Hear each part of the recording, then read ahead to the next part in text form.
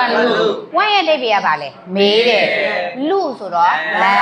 လက်မေးချင်းဆိုဘယ်လိုပြောမလဲ one lu လက်မေးချင်းဆိုရင် one lu နမအေးလေးသွားမယ်ချင်း one ဆိုတော့ကျေးဇူးပြုရေးမေးပေးရစေရှိဆိုကျန်းဆိုတာဘာကြီးလဲတန့်စင်ကန်ရှိဆိုကျန်းအတိတ်ပြရပါလေတန့်စင်ကန်စိုက်နာလီဘယ်နေရာမှာလဲရှိဆိုကျန်းစိုက်နာလီတန့်စင်ကန်ကဘယ်နာမှာလဲပြန်ဖြေမယ်在那边在ဆိုတော့မှာ那边ဟိုဘက်မှာလို့ပြောရင်在那边完成做玩ဆိုတာဘတ်တို့စီတို့အဓိပ္ပာယ်လေးမှတ်မယ်玩ဘတ်တို့စီတို့前အရှိ完成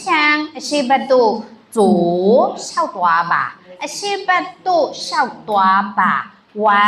成左再来去火车站怎么走？去说吧嘞，多嘞。火车站说吧嘞，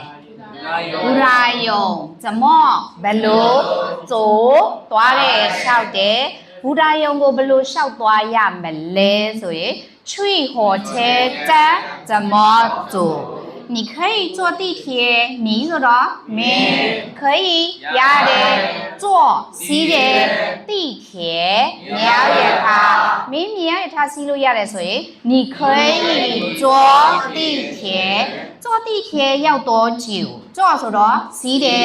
地铁，你要也它，要说的也没多不老久咋的，要多久所以不老咋没嘞，你要它。是不老讲不嘞？大概说啦，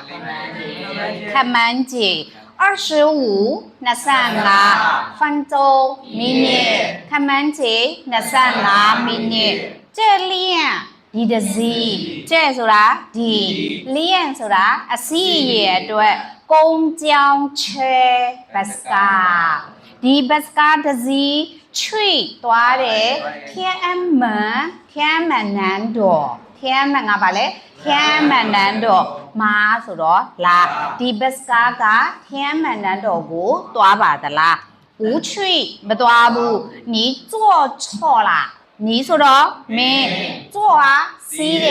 错啦မှားသွားပြီမင်းမှားသွားပြီ谢谢你的帮助谢谢ဆိုတော့ကျေးဇူးတင်တယ်